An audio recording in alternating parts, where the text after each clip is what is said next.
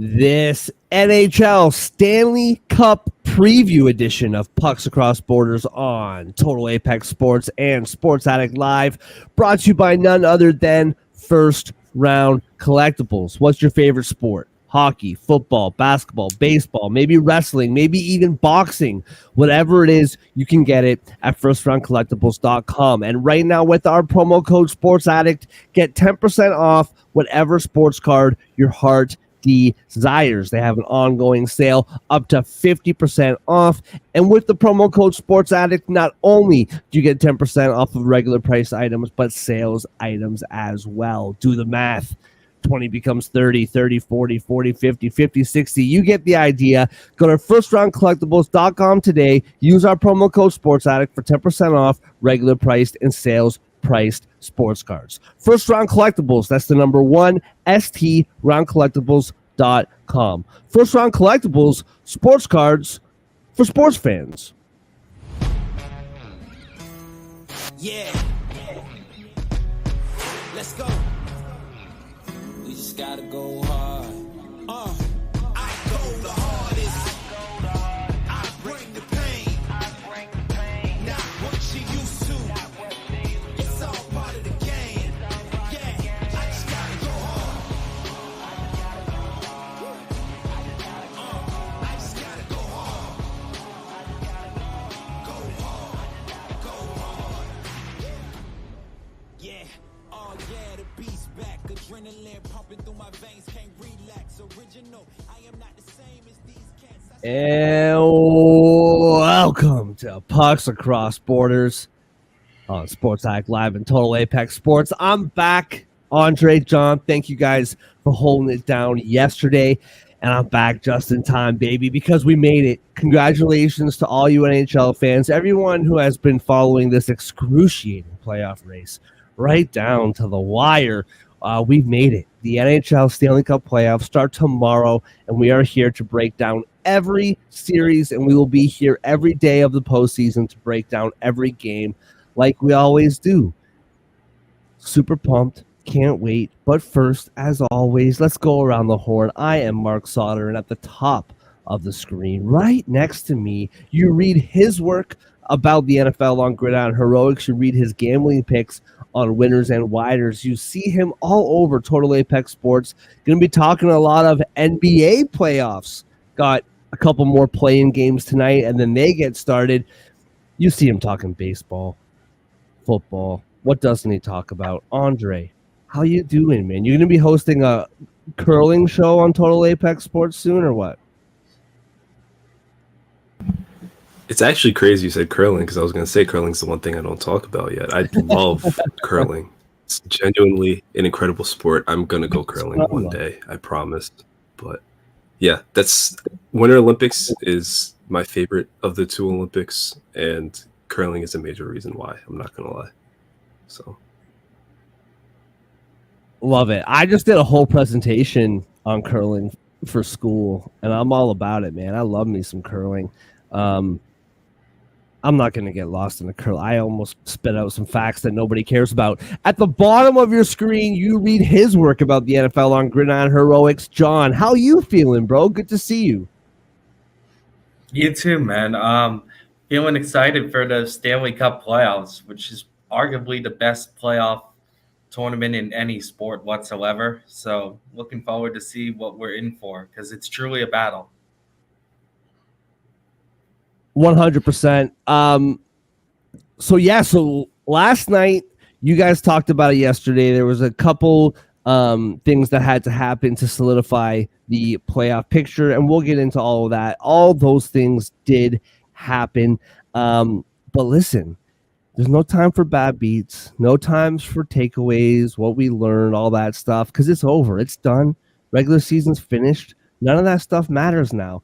It's the playoffs, and let's just waste zero time, and let's just dive right into it. The first round of your Stanley Cup playoffs.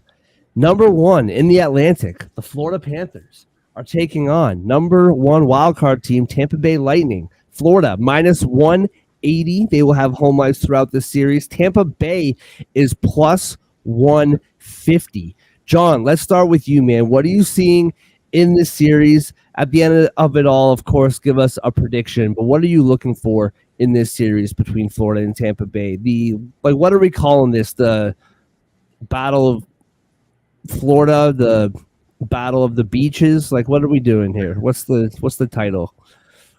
I was gonna go with the Battle of Florida, just because I don't know. It Simple seems enough. yeah. So I think this is an incredible matchup. First of all, like I was almost hoping Boston would be the team to face Tampa, just potentially have these two maybe meet up in the second round. But I think this is one of those series where it's a shame someone's got to be knocked out in the first round. And I've seen the odds for Tampa Bay to win the Stanley Cup. I've seen the odds for them to win this series right in front of me now. Um, Florida, I think, is a tough draw for Tampa, mainly because Florida's definitely a much more elite goaltending team, in my opinion. But Tampa Bay is definitely the team that's going to score more often. I would say they're one of the highest scoring offenses in the league. So it's a top five offense going up against a top five goaltending team. So I look at it as something where something has to give. And normally, and I say normally, I would lean towards the team with the goaltender because I've seen many times a goalie carry a team through the playoffs. And I think if that's going to happen, it would be Florida. But I didn't love the way Florida was playing going into the playoffs. But they seem to have gotten better. They won their last four to end the regular season. For a while, I thought Florida would be the team to beat in the playoffs, but I think lately they showed me some cracks where I'm not quite as strong saying that. So I'm gonna go. You want to make a prediction at the end of? Go for it. Yeah. All right. So first of all, I'm gonna say I think this is gonna be a 7-game series, probably one of the longest series on the board. I really do think it'll be back and forth, but I feel like Tampa Bay is going to pull this out. I like the way they were playing. It seems like they discovered something near the end of the season that reminded me of their old selves. I'm not saying Tampa Bay is going to go all the way on to win the Stanley Cup, but I don't get the feeling they're going to be a one and done team this year. I just think they have work left to do. And Florida, historically, when they're a high seed, they tend to get beat. When they're a low seed, they tend to make a run. So I kind of like Tampa Bay to pull off an upset in 7 here. I like where you're going with this, man. Lots of interesting facts there. The old selves is the interesting part of this, because all the superstars for the Lightning are old, and all the superstars for Florida are young, and that's really interesting. I'll expand on my point in a minute. Andre, what do you think about this series, man? Yeah, Battle of the Sunshine State, third playoff meeting in the past 4 That's years. the one. Sorry to interrupt, but that's the one. The Battle of the Sunshine State. There's something about that I really like. Go ahead. I'm glad you like it. I'm sure Floridians love it.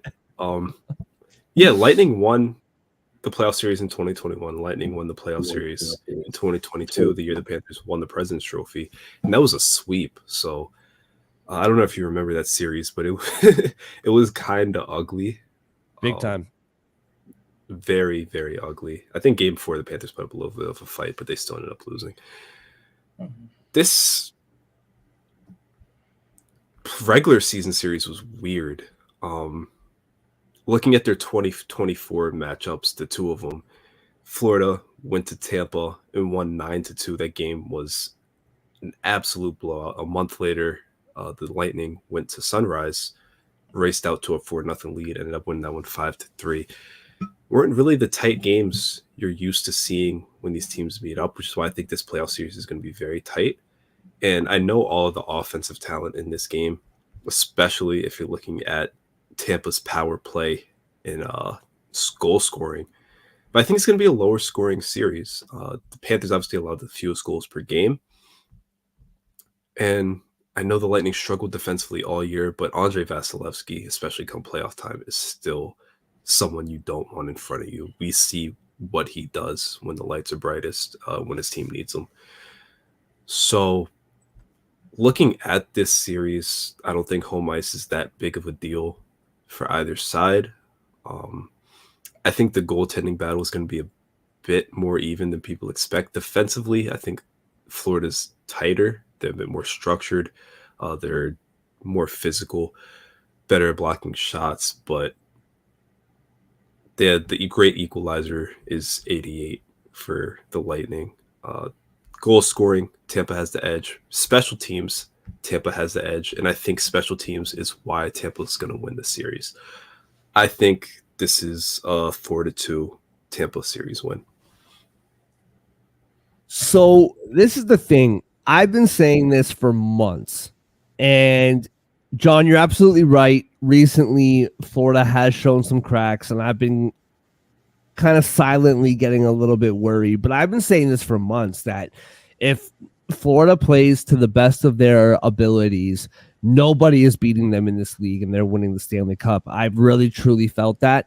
I think Bob, something snapped for him in the playoffs last year against Boston towards the end. And ever since, he's been one of, if not the best statistical goalie in the league, but definitely up there.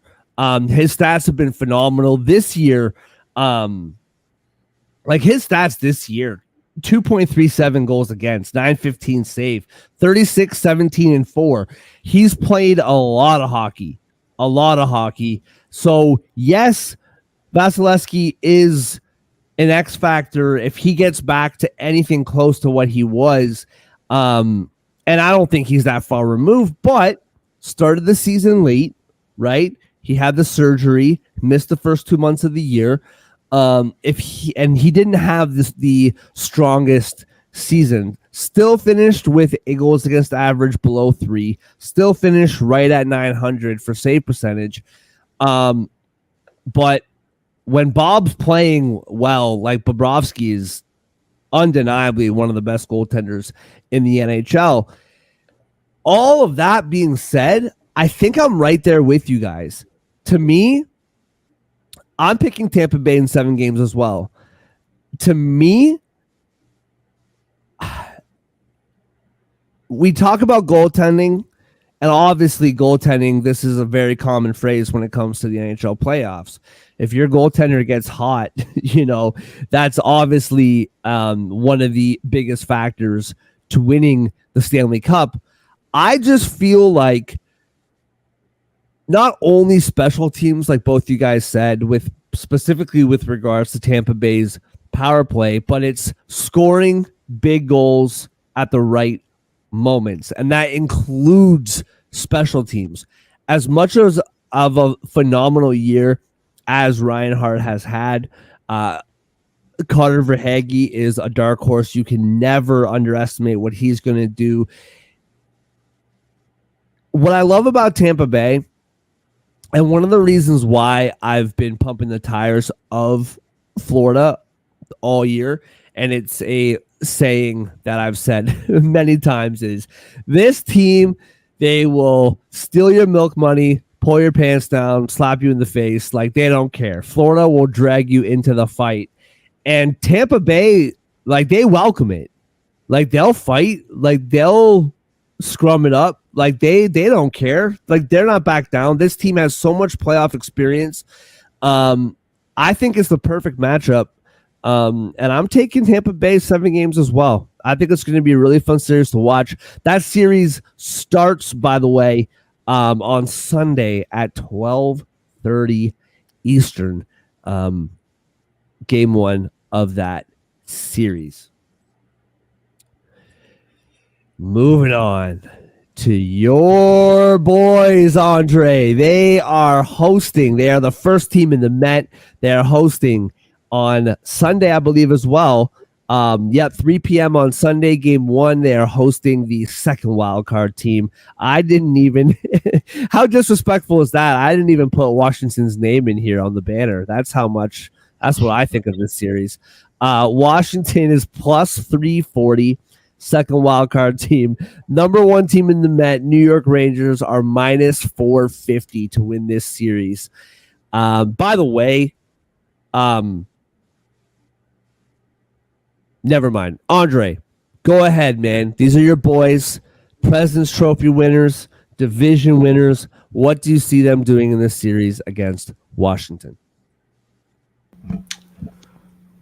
The Capitals, we talked about that wild card race a lot more than we probably wanted to. They closed the season with 3 straight wins. 2 of them against playoff teams. Give them credit. Another one against a team that was just about to be in the playoffs. You look at their last 12 games, their other 2 wins were against another team desperate for a playoff hunt. You can actually go further back than that because they beat the Jets and the Canes towards the end of March. However, Washington, in their last 11 games, only scored more than 2 goals once. And that's not really a fluke that they're scoring 2 goals, 1 goal, no goals, because they were 28th in scoring for the season. They averaged 2.63 per game. This Capitals team, I'll give them credit. They played the Rangers tough this year. They won both times they faced the Rangers at home, 4-0 in December, 3-2 in January. They went to the Garden the most recent time, and it was the most recent matchup period. It was a 2-1 Rangers win, so that was a tight game. The one in late December was a 5-1 Rangers win. One thing you notice between all of those games, especially the 3 that happened after Christmas, is that the Capitals, again, didn't do much offensively. And that's really the issue for this series. Washington, Charlie Lindgren's a beast in net. Their defense, their PK is solid. Their power play brought themselves back up to respectability. Ovechkin went on a goal-scoring heater towards the end of the year. He finished with 31 after a really slow start. Dylan Strome, 40 assists season, 67 points. There's some guys there. Tom Wilson's a thorn in everyone's side. I'm going to love to see him get his face punched. But 5-on-5 scoring, I guess 5-on-5 play in general. The Rangers, compared to most of these playoff teams, are probably at a disadvantage when you talk about 5-on-5 play. The Capitals are probably the one team where they're not. I think the Capitals will make it tighter than a lot of people think. I just don't see a way that they actually pull off the upset.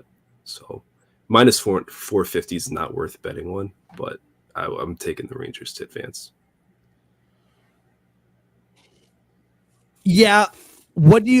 How long do you think this series goes? Because I have like a very, very strong opinion on how long this series is. What do you think? I know you don't want to jinx it because it's your boy. Like, give me something. Yeah, not even that. I remember all the 2010s battles. Felt like every year we were playing them in the playoffs, and every year it was going 7 games. So I think we're just conditioned to expect like a 7-game series, 5 overtimes. Like the highest scoring game is 3-2.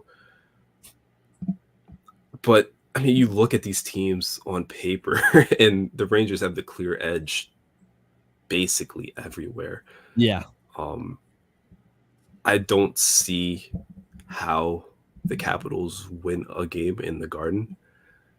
So if you're looking at the Rangers stealing 1 in Capital One Arena, that's a 5-game series right there.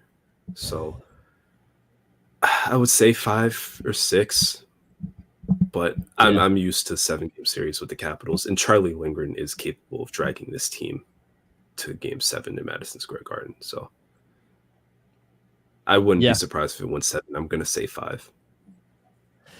I think that's really the only real chance Washington has, with all due respect to them. They did it. They made it. We've been like, I don't even know. What have we been doing this year with them? Have we been rooting for them or against them? We've been pumping their tires but tearing them down. I don't really know. It's a very passive-aggressive relationship we have with the Washington Capitals. I'm not too sure what we were with them this year. We were on again, off again. Very uncommittal to our relationship with Washington. What I will say is this. You look at the stats between these two goaltenders, okay? Charlie Lindgren, 25, 16, and 7. 2.67 goals against, 911 save percentage. Igor Shesterkin, 36, 17, and 2. 258 goals against, 913. So those two stats, goals against and save percentage, they're not far off between these two. In an alternate universe, if Washington took those 7 overtime losses and won even 5 of them, he'd be 30, 16, 7. I guess my point is Shesterkin is clearly the better goaltender, but these stats are not that far off. Like, Charlie Lindgren's been a very, very good goalie for Washington all year long, and we're not asking him to play 60 games of an 82-game season here. We're asking him to play 7 games, right? So that's the real X factor here. If this guy can stand on his head, because with all due respect to Washington, I really do feel like on the ice, 5-on-5, it's not even close. The only thing, like, to me, in my mind, this is a 4-game sweep. This is the Rangers are going to dummy the Capitals in 4 games. And the only part of it that makes me say 5 or 6 is the goaltending. If Charlie Lindgren can, steal them a game, keep them close, then maybe they can win one in overtime. I'm picking a 4-0 sweep. I think the Rangers just dismantle this Washington team and get rid of them quickly. Which, by the way, in a big picture, we'll do our Stanley Cup predictions later. But in a big picture, if the Rangers, like, after this series, they'll probably play the Canes and then probably play either Florida or Toronto or Tampa or Boston. Like, it would bode well for the Rangers to just get this thing over with and rest for a week, because it's going to be a gauntlet for the Rangers if and when they make it through this series. So I'm picking a 4-game sweep with that caveat. If Lindgren can keep them close in these games, Washington can probably sneak out a couple. But I'm just going to pretend that that's not going to happen, and I'm taking Rangers in a sweep. John, what about you? I'm not going that far, but I'm not far behind. I'm going to go with a gentleman's sweep. I feel like the Rangers will wrap up the series in the Garden. Maybe they'll get lazy during the game in Washington, or even early in the series if they don't take the Capitals seriously enough. Andre mentioned something important that in years past, like in the last decade, I've seen plenty of series where these two teams go down the wire, and sometimes the Rangers would even be the team to pull off the upset there. Right. So they do have a history of going pretty deep. But I think the thing is, those series, I felt like those teams were a little more evenly matched. I think this is the biggest separation I've seen between these two teams in quite a while. I just don't think Washington matches up well with the Rangers at all, because, like, Washington's a team that relies on defense and goaltending, but the Rangers are just as good, if not better, in that category. And the Rangers can just simply score a lot more. They average practically 3.4 goals a game, and we talked about it all year. Washington's just a team that can't score. Like, they're bad. Bottom five in the league bag. I mean, the Rangers almost average a goal more per game than the Caps. So it's a big difference. I just don't think the Capitals can keep up. I think they're the participation trophy team in the playoffs. Like, hey, you're lucky to be here. Congratulations on sneaking in. Now here's your reward, type of deal. So, look, I know the Florida Panthers made a run last year as an 8 seed, but I just don't expect that from this team. So give me the Rangers in a gentleman's sweep. Maybe betting wise, maybe stick to betting individual games, or if you're going to bet the series, maybe do like an exact amount of games, like 4 or 5 games, whatever you feel comfortable with. Because, yeah, the odds here are not great. Yeah, and the last thing that I'll add, and I think this is right up Andre's alley, that was a tough way to go out last year. And I think that you had that series, you were up 2-0 against the Devils, and I think that it's almost the exact same team, right? There's a couple pieces kind of that have been brought in, brought out, but for the most part, that's the exact same team. And so for me, I think there's a chip on this team's shoulders, man. Even though they won the President's Trophy, even though they won the division, even though they're number one in the conference, I still think that stings from last year, and they're out for blood. And I just don't think that that's going to go well for Washington. Also, happy birthday to Zibanejad. What did I see? 33 years old, 31 years old. Happy birthday, man. I was listening to the radio the other day, and I was reminded that he used to play for Ottawa. What a stupid... You draft Ottawa, or you draft Zibanejad 6th overall and trade him for Derek Brassard? No disrespect to Brassard, but what was Ottawa thinking? I can't help it. I'm always scared that I'm going to talk about Toronto too much, but it's Ottawa, apparently. All right, let's move on. The Carolina Hurricanes, second in the Met, are playing those feisty New York Islanders, third in the Met. Plus 280 are the Islanders in this series. Minus 340 are the Hurricanes in this series. John, what do you see from this series, and why do I feel like we're calling an upset? I don't know why. I'm getting that vibe from you right now. What do you see between the Hurricanes and the Islanders? I wish the Islanders weren't the team playing the Canes, because I all year I felt very confident in the Canes. I do love what they have to offer here, but the Islanders scare me. I'll just say that the Islanders scare me when it comes to trying to fill out a bracket, because they're that wrench that can just bust a bracket like they have been in the past couple of years. And Patrick Roy, he's got this team turned quite around lately. The Islanders, give them a lot of credit for making a comeback to make the playoffs. They went 8-1-1 in their final 10 games of the year to really solidify their spots, and made the playoffs by a few points too. So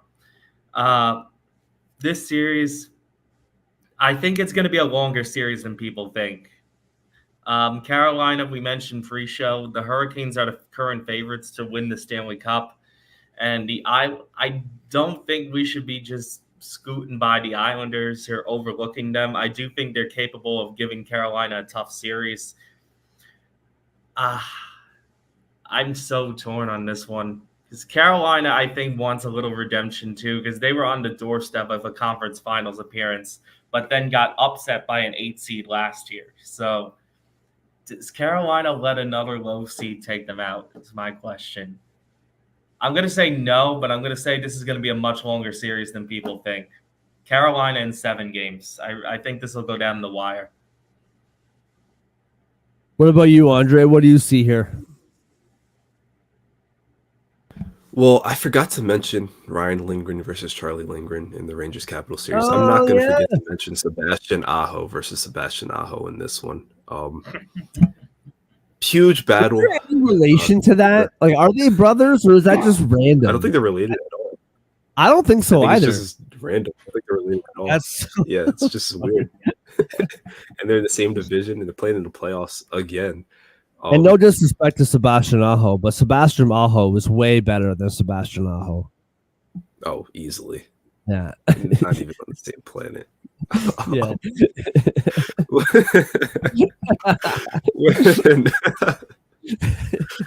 Oh, man. That's funny. Next fun little 6-7 games, whatever happens here. What's interesting about these teams is, dating back to last year's playoff series, the road team has won 7 straight games. probably doesn't continue for this entire series. At least if you're a Carolina fan, you would hope so.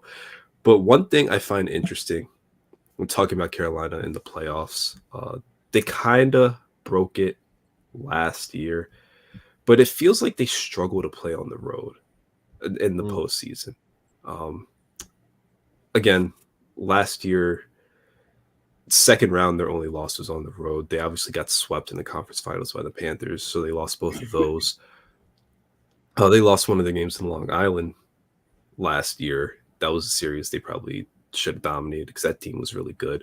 The year before, they lost every single playoff game they played on the road. So will they be able to travel this time around? They kind of got over it last year to an extent, but still had a losing record when it was all said and done in road playoff games. If they lose one or two games in Long Island, I think they're going home. Not lose one or two games in Long Island. If they lose one or two games at home, is what I would say, they're going home, assuming that they don't win the road. Like, I feel like for this team in this first round, they have to win in UBS because I think the Islanders are going to win a game, maybe two, in Carolina. They're playing very well. They've been giving everyone hell lately. We talk about the mosh pit for that last wildcard spot, how all the teams were stumbling backwards into it. The Islanders earned their spot. They only lost one game in April, and that was in overtime, and that was in Madison Square Garden against the President's Trophy winner. They played very well to end this season. I think this is going to be a very tight series, a lot tighter than that plus 280 indicates. I would not be surprised if it goes to 7. And I'm well aware the Hurricanes are a phenomenal team. I'm well aware that they're the odds-on favorites to win the Stanley Cup, and for legitimate reasons. They're top PK. They're top, not top PK. They're a top 3. Oh, no, they are the top PK this year. They're second in power play. They're top 5 in goals against. They're top 10 in scoring. They can beat you in any way. They do everything well. They have a great coach. But this Islanders team is hot. They have a goalie who, when he's right, is great. They have another goalie who's been playing great. They have a coach who's kind of a maniac. So expect 7 from this one, even though I think Carolina takes it home in the end. Yeah, I'm right there with you guys. I think first glance, 5 games, 6 games, Carolina wins. Let's move on. But when you really think about it and dig deep in this series, I'm right there with you guys. So there's a couple of things kind of come into my mind with this. Number one, and this is kind of a side point, not really relevant, but I just want to put this out there. How is Rod Brind'Amour a free agent? Like, how is he not signed? This team is so good all the time. Like, how is that guy not locked up yet? It drives me nuts. I don't fully understand it. That's a side note. They got to lock this guy up. One of the biggest issues for Carolina in their postseason, if you remember last year, they got swept in the conference finals by the Florida Panthers. And the aforementioned Rod Brind'Amour had the famous line, it wasn't a sweep. Like, it was a sweep, but it wasn't a sweep. Every game was close. It was the closest sweep or whatever. He refused to call it an actual sweep. Now, you guys correct me if I'm wrong, but if my memory serves correctly, they lost every game in that 4-game series against the Panthers by 1 goal. And that's really been the problem for Carolina in the playoffs, has been scoring goals. Now, they, like you guys mentioned, 4th in goals against, 8th in goals per game, number 1 penalty kill, number 2 power play. Their scoring has really gone up, just under 3.5 goals per game. They add Jake Gensel at the deadline. That's going to be the part for me that's going to be really interesting. Is this Islanders team is not the Islanders team that we've all come to know, right? They allow a lot of goals, but they also score a lot of goals. And so on the goaltending side for the Hurricanes, you have Freddie Anderson, who has had a very, very good season. But in the playoffs, as a Leaf fan, believe me, I'm well aware of Freddie Anderson's playoff history, and it's not great. So I'm really interested to see what happens with this. As far like this could be one of the highest scoring series that we see. I would not be shocked if every game is 4-3, 5-4, 5-3. It'd be really interesting to see. The other part for the Islanders is people are giving Sorokin the net, and I'm not convinced that that's the case. I would almost be shocked if Varlamov is not the goaltender. I feel like he's really come into himself, and we've talked about this before. He has a long history with Patty Waugh, and I don't know. I would be a little bit shocked if Varlamov doesn't get the nod for Game 1 tomorrow night. I'm picking the Hurricanes too, and I'm also going 7 games. If the Hurricanes keep the Islanders around, would you guys be shocked if the Islanders win this series 4-2 on 3 overtime wins? Like, that's how I think the Islanders win this series. If they keep these games close, then they have a shot to beat the Canes. But it's going to be all. And if I'm not mistaken, let me just double check this so I'm not spouting lies, because that's not what we believe in on Pucks Across Borders. Yeah, I know that these games were in 2023 before the new year, but Carolina beat the Islanders 4-3 in overtime, 5-4 in overtime a couple weeks later. And right before Christmas, the Islanders beat Carolina 5-4. So, I think it's going to be a lot of one-score games, and it's going to be a really, really close series. I'm right there with you guys. Give me the Hurricanes in 7 games, but out of the series we've done so far, probably the one that is more like the most up in the air for me.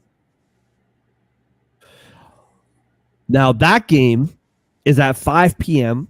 tomorrow, late afternoon, early evening. It is a doubleheader. You know who plays on Saturday nights. Only one team plays every single Saturday night, and it is the Toronto Maple Leafs, who will be in Boston for Game 1 of their series. Boston, second in the Atlantic at minus 125 to win the series. Toronto, third in the Atlantic at plus 105 to win the series. Now, listen, I just talked a bunch about this Carolina Islanders series. I got a bunch to say about this series. So, Andre, why don't you go first on this one? Because I talked a bunch at the end of the last segment, and now at the beginning of this one, and it'll just be me for 25 minutes. So, Andre, take it away, dude. Boston Bruins facing my guys. What do you got? Yeah, we've been here plenty of times. Yes. And just get that out the way. In years past, you would just automatically pencil this in for 7 games. One team chokes in glorious fashion. The Bruins move on, blah, blah, blah, blah, blah. But the Leafs won a playoff series last year. All that's in the past. It's a new team. And I know that they struggled down the stretch. Like, they closed that season horribly. But they didn't really have anything to play for. Besides getting Matthews that goal, it kind of reflected towards the end. Whereas the Bruins played poorly down the stretch, and it cost them the division title. It might cost them home ice in the second round. And when you're looking at this Bruins team, not quite as formidable as, that record might indicate. They feasted more than any other team on overtime losses. Just add wins and losses the regular way. It's 47-35. Look at Toronto, they're 46-36. That's a 1-game difference. So the separation between these teams isn't as sharp as the points might indicate, the 7 points in the standings. Offensively, Toronto has the edge, clearly. Defensively, PK. You would think goaltending too. It's Bruins all the way. Wouldn't be surprised if this series goes the distance. In fact, I feel very strong that this series will go the distance. The Bruins, they have 7 straight wins against the Maple Leafs, but I don't think they're the better team, genuinely. I have Toronto winning this one in 7, exercising another demon and then moving on to play the Lightning in the second round. Because they have to play the same teams in the playoffs. There's no new foes. Yeah, it's quite frankly, I'm sick of it. I've said this all the way along. If my guys play your guys, I hope it's in the conference final. But I kind of was hoping that someone would slip up so we could play each other in the first round just to watch a different friggin' team in the first round. I'm so sick of watching these teams in April. John, what do you got in this series, man? I also like Toronto in this series. I think I'm going to say they win in 6 games. I think it's coming down to your boy Austin Matthews and the Toronto's scoring ability. There's just way more upside there than Boston. I mean, Toronto was the second highest scoring team in the NHL last season. I know Boston has a pair of incredible goalies, but I think Austin Matthews is just the X factor Boston can't match. And despite not getting 70 goals, I expect his presence to be well known in this series. I also think Toronto's just due to beat Boston at some point. Like, it has to happen, right? Like, you would think. There's been a lot of heartbreak over the years, but as Andre said before, Toronto actually won a series last year, so I like to think they're heading in a different direction now. I'm not saying this team's going to go win the Stanley Cup, but I'm mainly fading Boston here because I haven't liked the way they looked at all in the last 2 months. I think I'll expand on what Andre said. I 100% believe they backpedaled into the playoffs, not just by losing the division, but let's just take a look at how many overtime losses they've had this year, just to bring that up. They had 15 yep. Overtime losses. So that means 15 of their points came from just making it to overtime. And I think that's like third in the NHL behind the Islanders and the Canadiens. What it tells me is I think Boston was relying on that a little bit to keep their hopes alive at the division. I think their record is a little over-exemplified. I just don't think this team is that Stanley Cup level team. And I think the odds in Vegas seem to agree with that because Boston and Toronto are almost even to win the Stanley Cup. They're both like 1,300 plus. So I like Toronto in 6. My guys, I knew I could count on you guys. Always have my backs.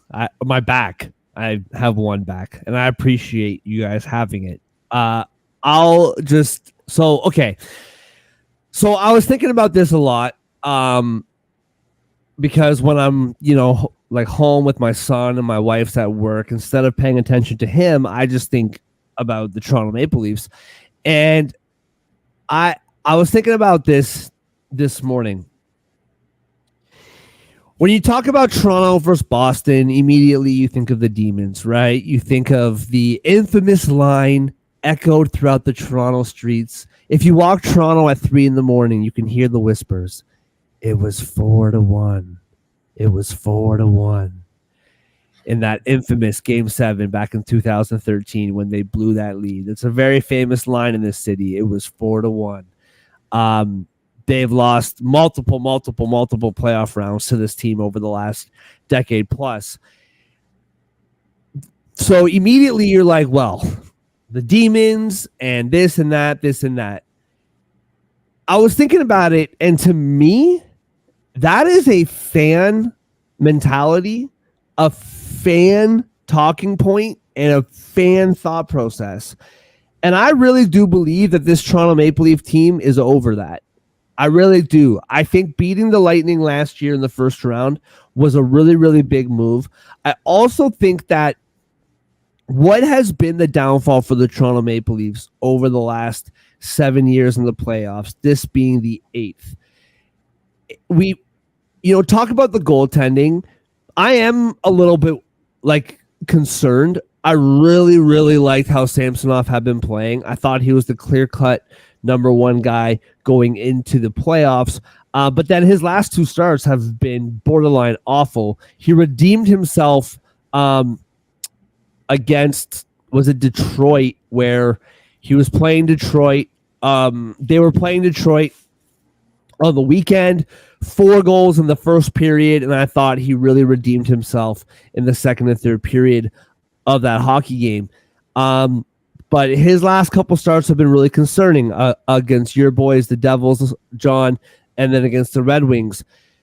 But if you look at what the issue has been for Toronto in the playoffs of the past, it hasn't been the goaltending at all. The goaltending has been fine. Actually, quite good.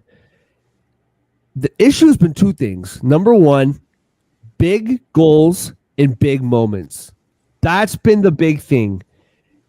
Last year in the first round, Austin Matthews came to life. Nylander came to life. Marner came to life. In the second round, they all disappeared.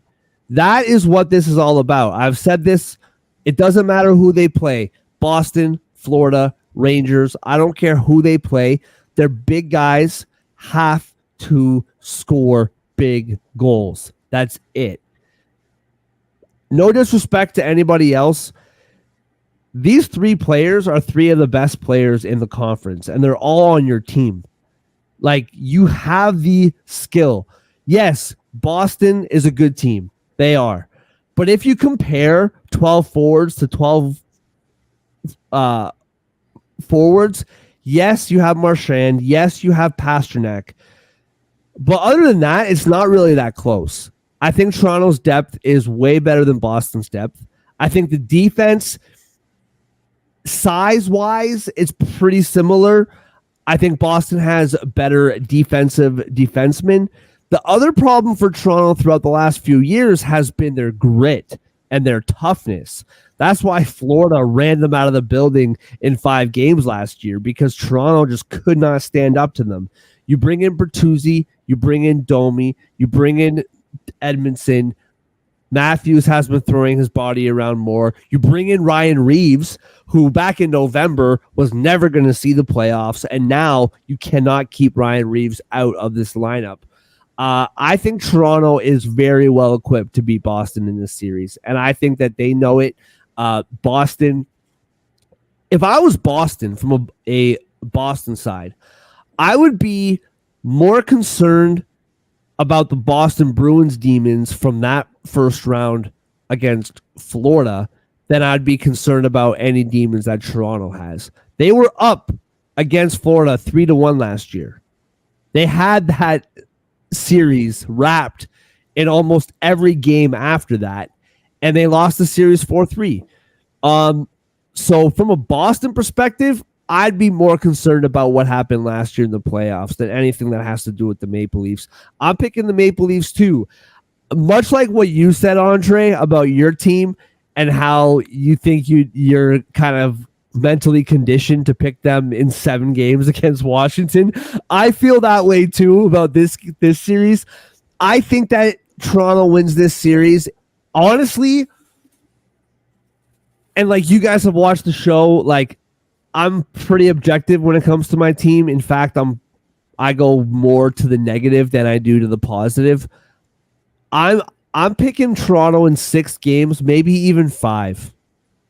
Like I'm right there with you, John. I don't like what I've been seeing from the Boston Bruins over the last couple months.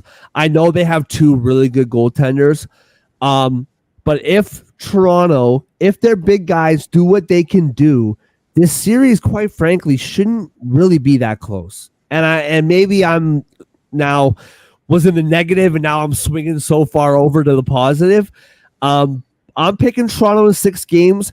My brain is telling me 7 because I've just seen, or maybe it's my heart is telling me 7 because I've just seen too much trauma in my Toronto Maple Leaf life.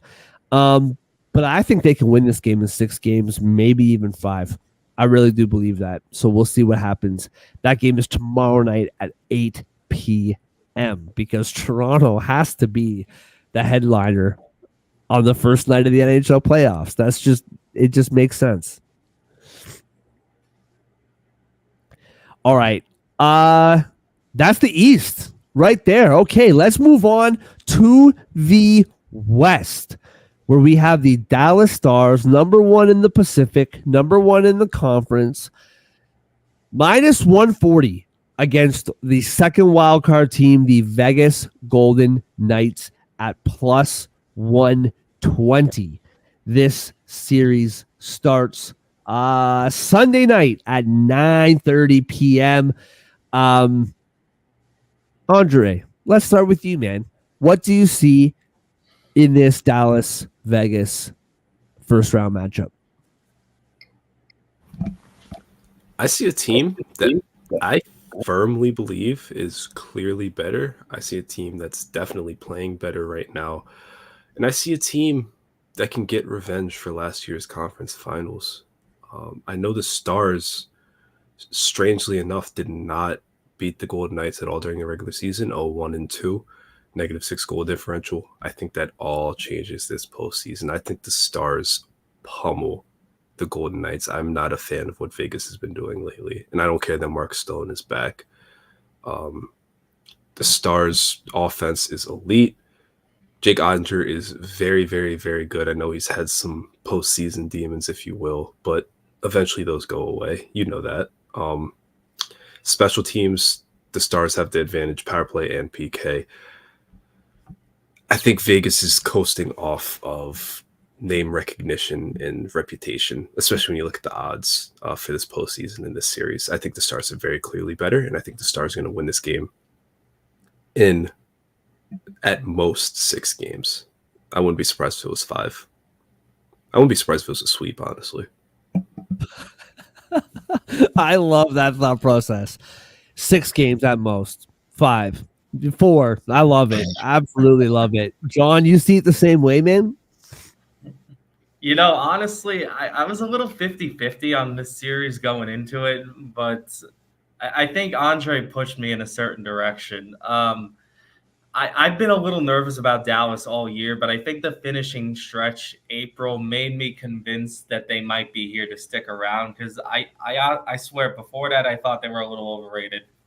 But I'm not saying they're going to go all the way, but I'll agree about the name recognition thing, because take away the fact that Golden Knights are the defending champs, they're arguably the second worst team in the playoffs outside the Capitals. That's kind of my feeling on it. Whoa. They haven't been playing well. I don't know what else to say there. Like, they backpedaled into the playoffs. They did just enough to hang on over St. Louis. They get a chance to defend their title, but Andre has a good point. Dallas has a couple of revenge factors playing into this, and let's not forget that Dallas is the third highest scoring team in the NHL. I think Dallas's concern has been consistent goaltending this year, but when Ottinger's on, Dallas is lethal. I'll say that much. So as long as the goaltending stays solid, Dallas is a dangerous team. I think when their goaltending has shown cracks, they've fallen off a little bit this year. But like I said, they're playing hot at the right time. I think April's definitely been their best month of the year. So I think Dallas is going to put an end to the defending champ run early. I'll go 6 games, and I won't say at most, just because I think Vegas isn't going to go down without a fight. There's 2 things that are really interesting to me to see what happens in this series.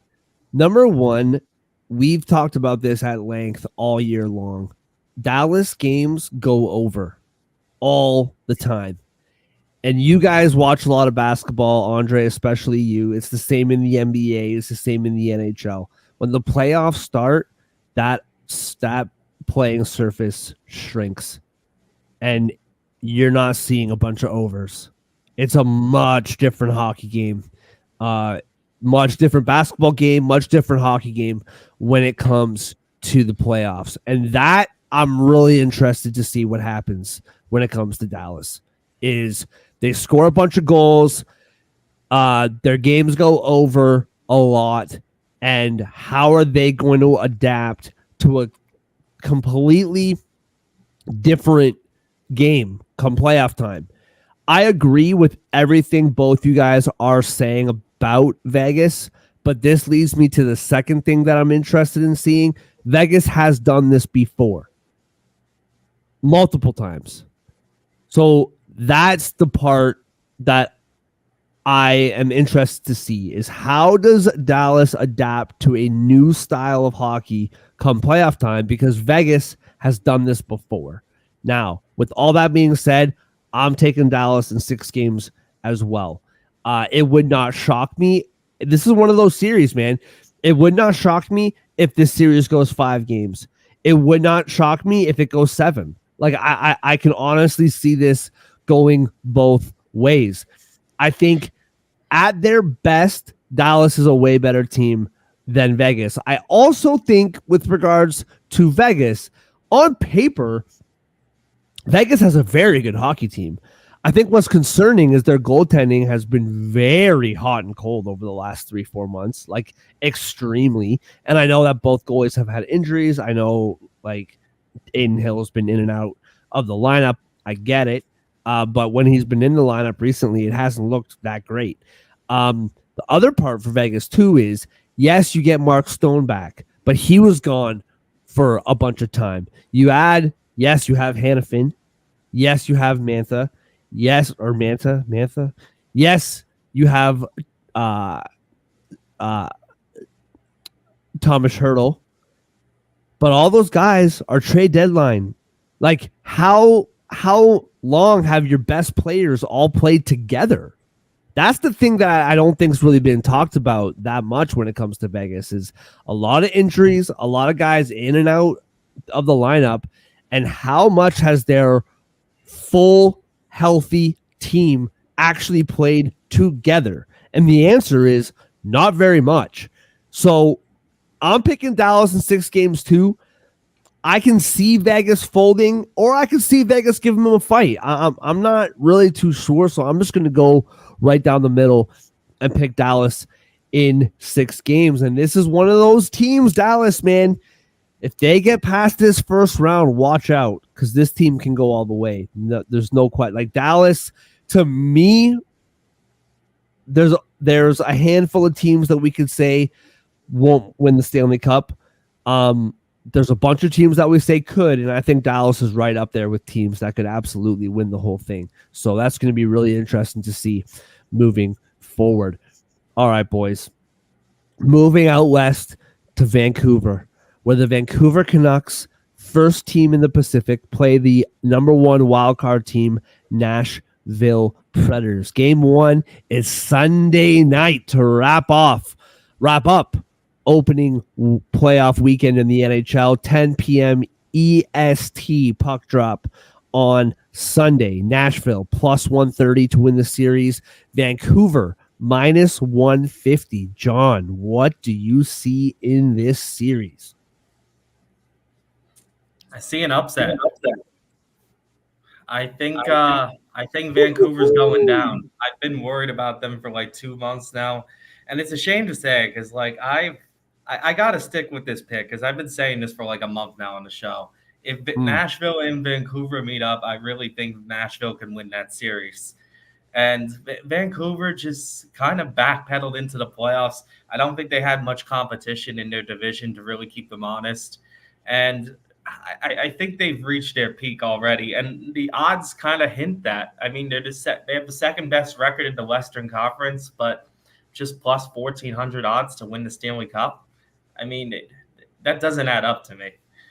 I also think Nashville, despite no longer playing insanely hot, we all know they went on that insane point streak to pretty much solidify their spot in the playoffs.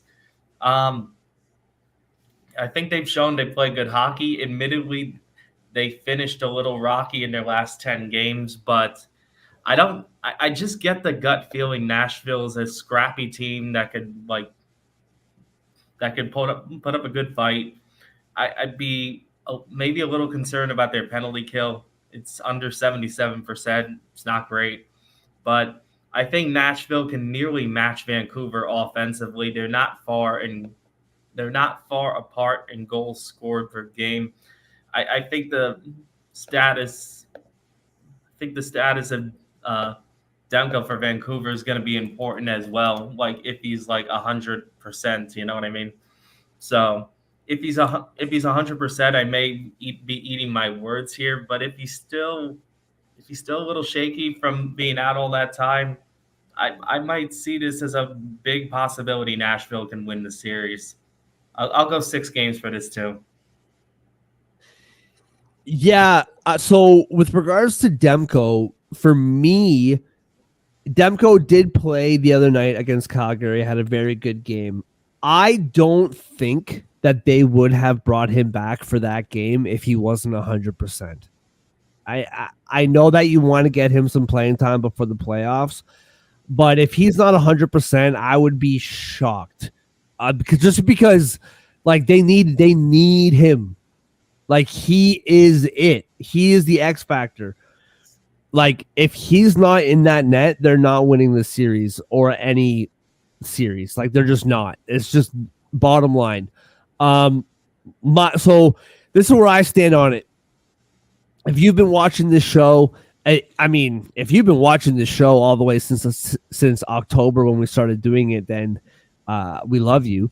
But if you've been watching this show even for the last couple weeks, couple months, I love Vancouver. Also, I forgot, shout out to Joe and Big Ten Gabriel. Your comments in the chat, we appreciate you. I do have a question for Big Ten Gabriel, though.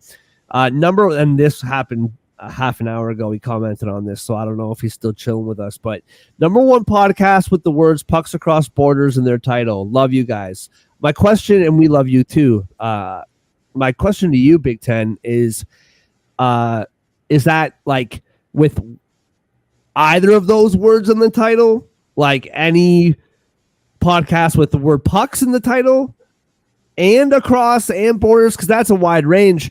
But if you're just talking about with only those 3 words in a title, then we're the only show, and your love, I don't know how much that compliment really matters. But if you're talking about pucks, like all of those words, then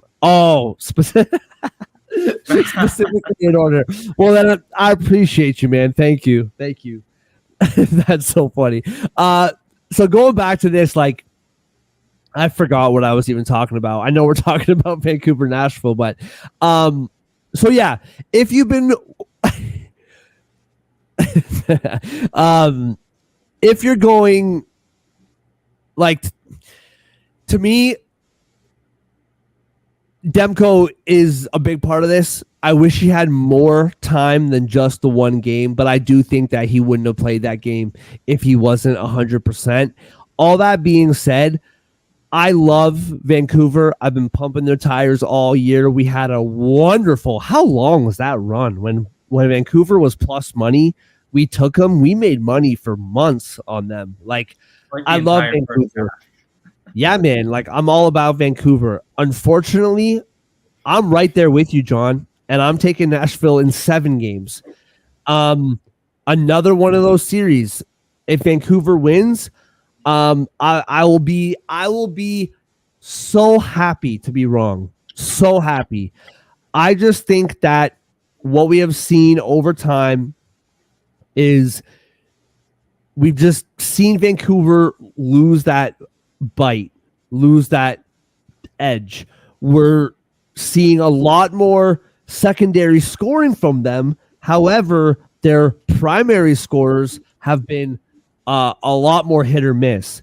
I just think when they were disciplined, being the Predators, when they were disciplined like a bunch of 8th graders and not allowed to go to the concert because daddy said so, something broke in them, dude. Like, I know that they haven't been that same team since they went on that 18-game point streak. But all this talk about Demko, and rightfully so, what about Saros, man? You have Saros, who is a world-class goaltender. All this talk about Quinn Hughes, And rightfully so. I love me some Quinn Hughes. That guy's made me money all year long. What about Roman Yossi? Like, I just feel like every guy from the defense to the goalie, you say, what about this guy? Nashville has a player you can say, oh, yeah, well, what about this guy? All that being said, this is all going to come down to defense and to goaltending for me, because you got Ryan O'Reilly, you got Nyquist, of course you have Forsberg. It's a lot of top-heavy scoring coming from Nashville. So if the depth for Vancouver can get it together, then Vancouver will win this series. The key for Nashville, aside from defense, aside from goaltending, is you're going to have to see top production from your top guys. There's no secondary scoring when it comes to Nashville. It's your first and second line, and that's it. So I do think Nashville can win this series. I think they will win this series in 7 games.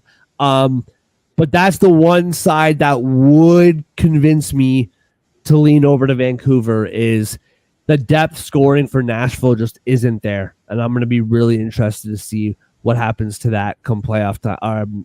Come playoff time. Andre, what about you? Yeah. Our brackets might be looking eerily similar, but after listening to you talk more, you actually switched me from Nashville to Vancouver. Interesting. Okay. Demko's clearly still trying to get into game shape. He wouldn't have played yesterday otherwise, but I think he's been pretty solid. I think he would say he's healthy at this point. They're just trying to find a rhythm for him.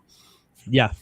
The problem for Nashville is S.O.S, the last 3 games, did not really play that well. And I know he faced a ton of shots against Columbus and Pittsburgh, 35 and 38. But he let up 4 goals in 3 straight to end the regular season. They haven't played since Monday. Maybe a little bit extra rest helps them. They also have to fly to Vancouver. And Nashville to Vancouver is a hike. Underrated great. Aspect of this series is travel. Yeah. That's a good point.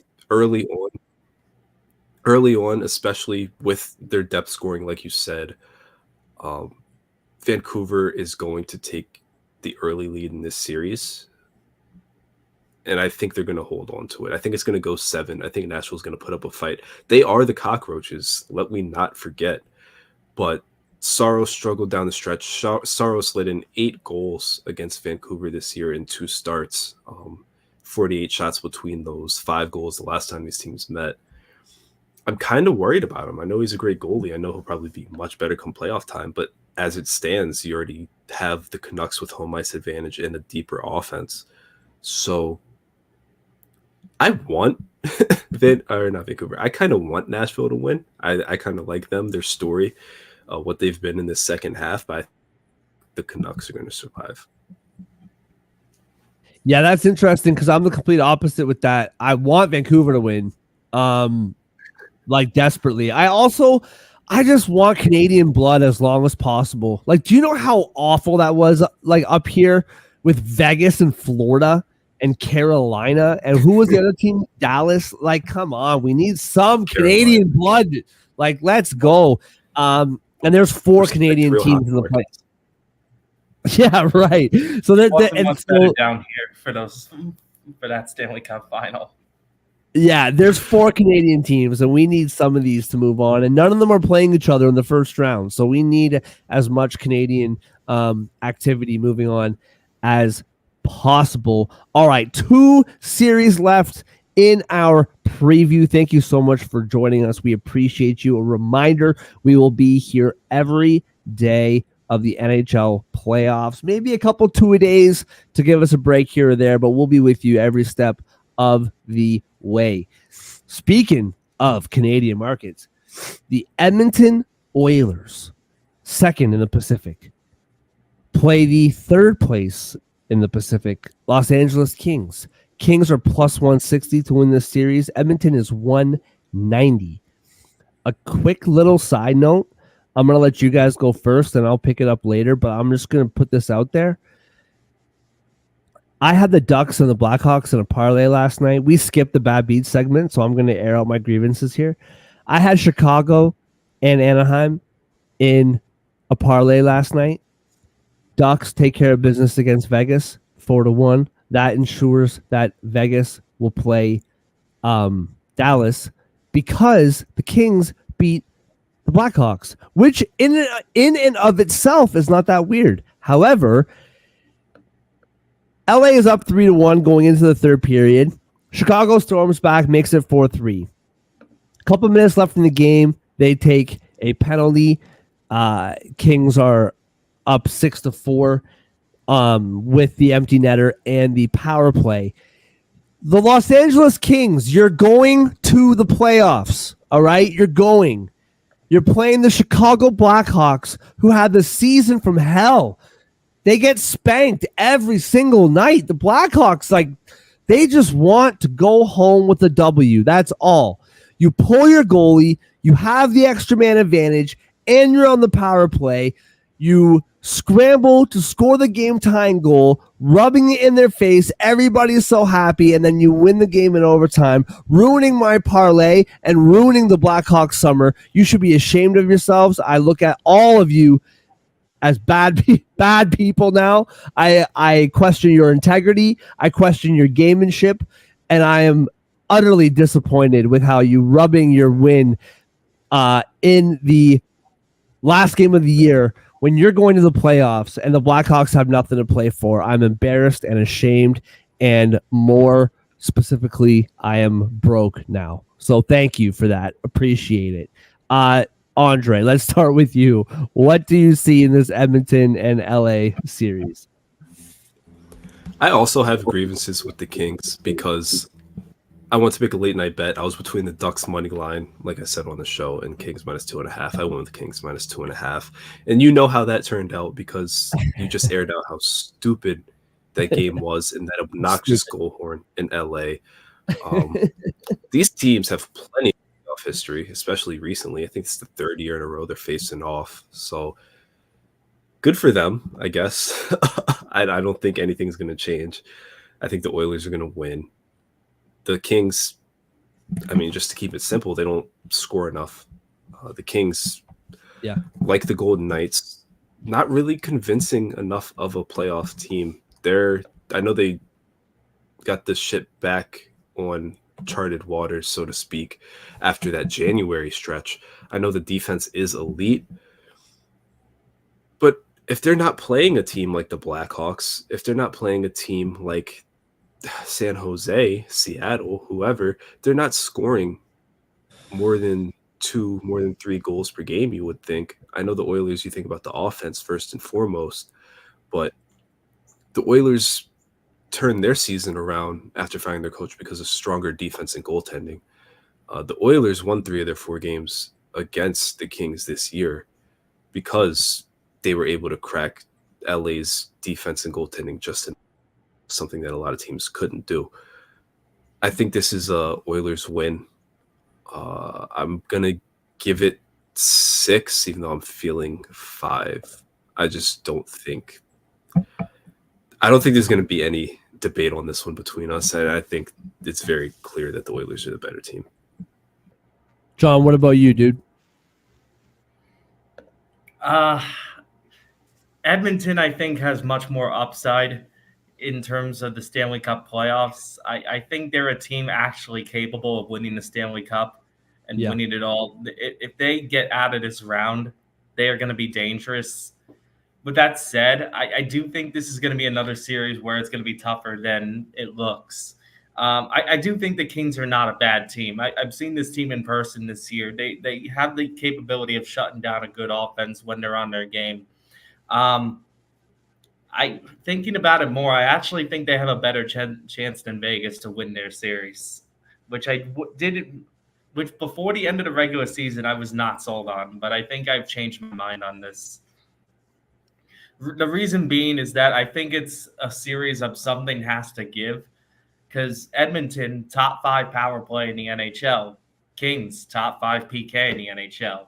Edmonton, top 5 scoring team in the NHL. Kings, top 5 goaltending team in the NHL. So it's going to be interesting to see which side wins out, because I think whoever wins that matchup is going to win the series, which basically means Edmonton score offense against the Kings defense. Whoever wins that, I think, is going to have the edge. With that said, Edmonton has so many superstars. It's going to be hard for me to believe the Kings can hold them down for 7 games. What I think will happen is that the Kings will take 2 of the first 4, something like that, or show some early grit. I just don't know if they can do that for 7 games. That's really what concerns me here with them. I think they'll fight. I think they'll show they have some heart, but I'm going to go with Edmonton in 6. Yeah, I think the only real shot that the Kings have in this series, I mean, it wouldn't.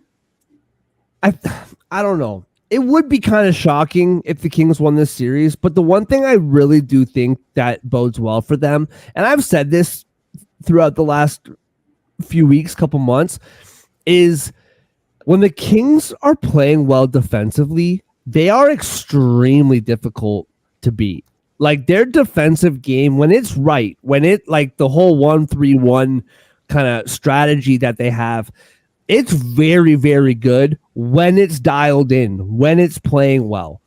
And that's what I'm going to be interested to see because, like you said, man, the firepower for Edmonton is just unmatched in this series. I know you got Kopitar. I know Byfield, who's kind of struggled over the last little bit. I know you got Kempe, Fiala, all these guys, but the firepower for the Edmonton, you just can't compare it. Like it's just obviously way, way better. And I'm taking Edmonton in 5 games.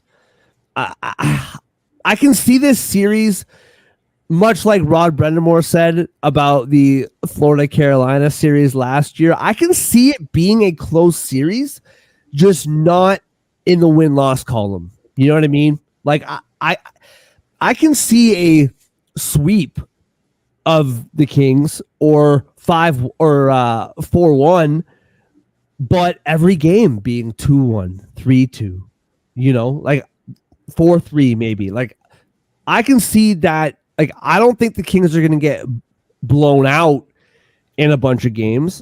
I just don't think that they have the depth or the goaltending to straight up beat the Oilers 4 times. I just don't think that's possible. We're going to see some sort of upset in this playoffs. I just don't think that this is the one. All right, moving on to the last series of our NHL preview. And then at the end of the show, which is coming up soon, we will pick our Stanley Cup winners. Because you got to throw out a winner. You got to throw out somebody that you think is going to win it all. So, Winnipeg, second in the Central, home ice, plus 115.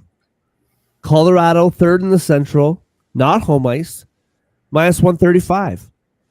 Having home ice means that we're going to see the whiteout, the Winnipeg whiteout, which maybe a topic not for right now, but it's kind of weird to have a whiteout at home when your team doesn't wear white at home anymore. You know what I mean? Like when the other team is wearing white and the whole crowd is wearing white, it feels a little backwards. But anyway, John, let's go right back to you, dude. What do you see in this last series of the day, Winnipeg versus Colorado? Another series of something has to give, kind of like Edmonton and the Kings. Now we're talking about the team that led the NHL in scoring this year against the team that allowed the fewest goals in the NHL throughout the season. Yeah, so I think it's an interesting clash. And an important note here that Winnipeg basically stole this spot near the end of the season. I believe these two played head-to-head like a week or so before the regular season ended. And Winnipeg won the game they needed to. They got the points they needed to take that second spot when it was very much up for grabs. I've seen this Winnipeg team be up and down this year. There was a month or so where I was really concerned about Winnipeg, but then there was another month I thought they could win the Stanley Cup. So truth be told, I'm not sure which Winnipeg team we're getting here. And if some of the pieces like Toffoli have truly settled in to, because I think their scoring is the bigger concern here. Can they keep up with a team like Colorado? Because I think they're going to need to put up a couple more goals than they usually do, even with their elite goaltending. Colorado, I think the concern is can they be more than one dimensional? Can they be something besides relying on just outscoring their opponents? I think those are two of the biggest questions to answer in this series, which is why it's made it very difficult for me to pick who's going to win this. I think it's going 7 games, but I'm leaning Colorado. I think they've been a tad more consistent this year. While Winnipeg has been hot lately, I think they've been a little more inconsistent for my taste. Colorado, I think, has a. It's weird. I think Colorado has a bigger upside, but I think Winnipeg's a more balanced team. But I think if Colorado gets McKinnon and the others going, they'll win out. Yeah, I can't argue with really any points that you made there. I do think that last point that you made about McKinnon, Rantanen, and the others. So couple things. Number one, if Colorado had home ice, and I know the regular season's over, it's all irrelevant or whatever, but the home ice advantage that Colorado's had this season is not irrelevant. Like, that's pure domination at home, right? So if Colorado had home ice, I would say Colorado in this series. The other thing that makes me lean Colorado is they have that switch that I don't think the Jets have. And what I mean by that is the superstars I think that Winnipeg is a deeper team lines 1 through 4. I think defensively Winnipeg is a better team, and I think the goaltender is the best goaltender in the world. But what Colorado has that the Jets don't have is that switch where you can be playing like crap for 45 minutes, and those last 15 minutes, something sparks and you score 4 goals. Like, Colorado has that, and the Jets don't. So I'm really interested to see how that plays out. However, the fact that Winnipeg has home ice means that if this game goes 7, I can see this series being no road team wins. I can see it being 2-0 Jets going to Colorado, 2-2 coming back to Winnipeg. I think the Jets win this series in 7 games. I think they win. I just think that they're deeper. I think defensively they're more solid. And where goaltending isn't everything, this isn't just goaltending. Hellebuck is the best goaltender in the league. No questions asked. I firmly believe he's going to win the Vezina. He's just that good. So I really do think that the Jets win this series in 7 games. I think taking home ice away from Colorado last minute, like you mentioned, John, is a huge factor in this series. And I mean, listen, Hellebuck, even more than Demko, even more than Bob or Vasilevsky, I think having Hellebuck between the net, like, I just think that's just something that you can't take for granted. So give me Winnipeg in 7 games against the Avalanche. Andre, what about you? You know, when I first saw this matchup, I was all over Colorado. But Winnipeg, to their credit, went 3-0 against the Avs this year. 3 multi-goal wins, finished the season with a plus 13 goal differential against them. So really had their number this season, held them to 4 goals, which is insane when you consider the talent on that Avalanche team. Mm-hmm. I think the series goes the distance, partially because I'm not sure. When looking at Winnipeg, there's 2 things that concern me. One is putting away the Avalanche for good. You know, desperation. That's when you get the best. That's when it's the toughest. Those final few minutes of a series, just keeping that team out of your net when they're scrambling, doing everything to score. you see it all the time. That's when the miracles happen, if you will, because they find that goal, they push through, they win, whatever. It's very hard to close out a series. So that worries me because the offensive talent in Colorado is insane. The other thing is that I feel like Winnipeg has to play from ahead in this series, and I'm not sure if you can do that 7 times or 4 times in a 7-game stretch against this Avalanche team. If this becomes a series where the Avs are scoring first consistently, the Jets are having to play catch up, they're not going to win. That's really the first goal is going to be huge in this series because it'll dictate the play style for the rest of that game. The Jets from above can do what they did in the regular season, shut down Colorado. The Avs from above can open up the game, and then obviously the offensive talent, the special teams play is very clearly in the Avalanche's favor. It's going to go the distance, and I think Game 7 in Winnipeg is going to end with the road team victorious. So I'm going to take the Avs. Wow. Okay. Absolutely love it. I'll just throw this out there. It's really hard to concentrate in a good way. So please don't stop. With Mr. Charles and with Sir Charles and BTG just pumping our tires just all show. Don't stop.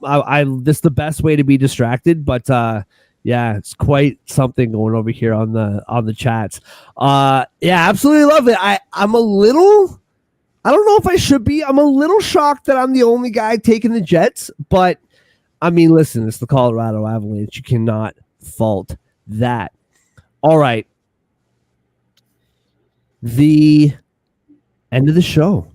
We're here now, which means Stanley Cup predictions. We're not going to do if this team wins this series and then who they play the next series and who wins that, blah, blah, blah. Let's just cut right down to the chase. The Stanley Cup odds. They've been going at the bottom of the ticker or at the ticker at the bottom of the screen all show long. John, let's start with you, man. Who is John picking to win the Stanley Cup in early June, which is way too late to be playing hockey, but that's a side note. What do you got? Oh, man. I've been thinking about this for a couple of days, pretty much since the regular season ended. I think I'm begrudgingly doing this or stubbornly doing this, but I'm sticking with the team I basically picked since the preseason and have been pretty much on all year. Taking the Carolina Hurricanes. I picked them as my preseason Stanley Cup champ. I've said all year on this show, I think they're the team to watch. And the Islanders being their first round opponent is like the only thing holding me back because I would have been a lot more confident had they been playing Philadelphia or Washington or Pittsburgh. But the Islanders are like the wrench that can destroy everything. So I say that very hesitantly, but I feel like I have to stick with what I've been saying all year just to follow it through. I'm going to go Carolina over Edmonton there for the Stanley Cup. Ooh, a little throwback to 2006. I love it. With the same result. That was a phenomenal series. If you got like way too much time on your hands, go to YouTube and watch those games, man. That was a tremendous, tremendous series. Andre, who do you got winning the Stanley Cup Finals, and why do I just feel like it's going to be the Rangers?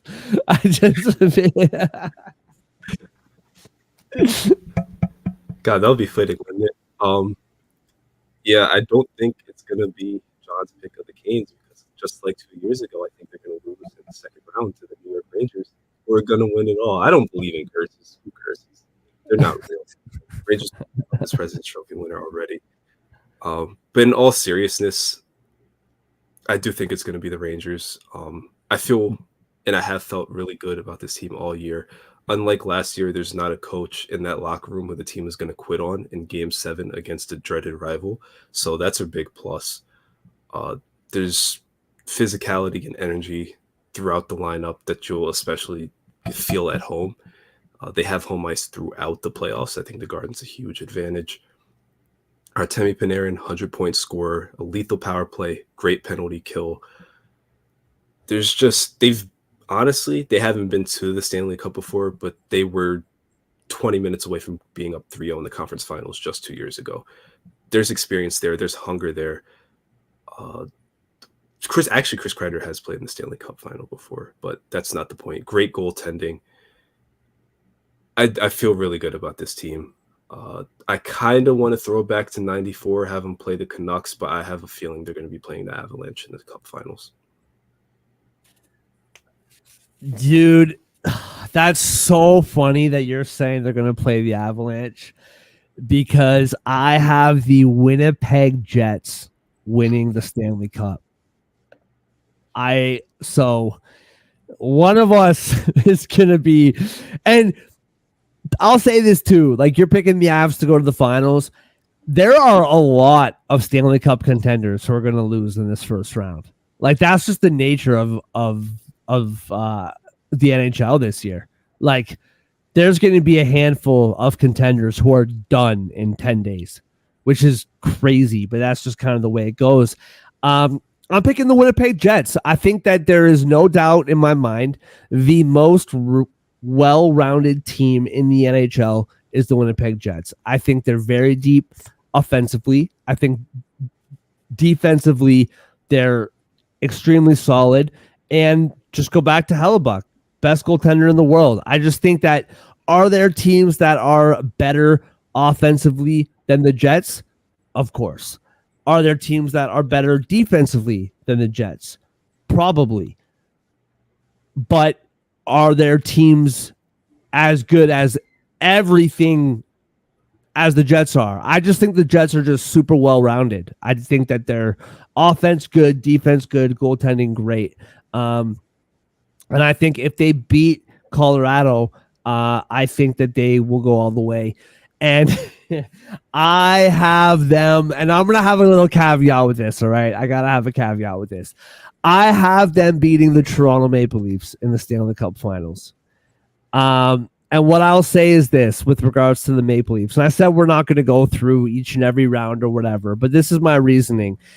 And I feel like I have to defend myself because I'm a Leafs fan, and I don't want to be too arrogant or whatever, which is probably impossible because I just am arrogant. It's just how it is. But if Toronto beats Boston and Tampa beats Florida like I predicted, then Toronto will play Tampa. And I think Toronto will win that series. And in the conference finals, I think that Toronto will play the Rangers. Now, I think the Rangers could beat Toronto. I think Toronto could beat the Rangers. I think that's an absolute, coin flip. And if I have to choose between Toronto and the Rangers, I'm going to have fun and I'm going to pick the Leafs. So, that's just the way it is. But I pick Winnipeg, winning in the Stanley Cup Finals, beating my Toronto Maple Leafs. And then you will never hear from me again. So, that's a positive way to end off the show. Everybody from Total Apex Sports, from Sports Addict Live, thank you all so oh man, this group chat's killing me. Thank you guys, everybody, for watching the show, whether it's on Total Apex Sports, whether it's on Sports Addict Live, whether you're watching live, whether you're watching later today or tomorrow. We appreciate you. We will be back tomorrow to break down the doubleheader to kick off the NHL Stanley Cup playoffs. We will see you guys tomorrow. Thanks again. Go Strong Collectibles. 10% off. Promo code Sports Addict. We will see you guys tomorrow.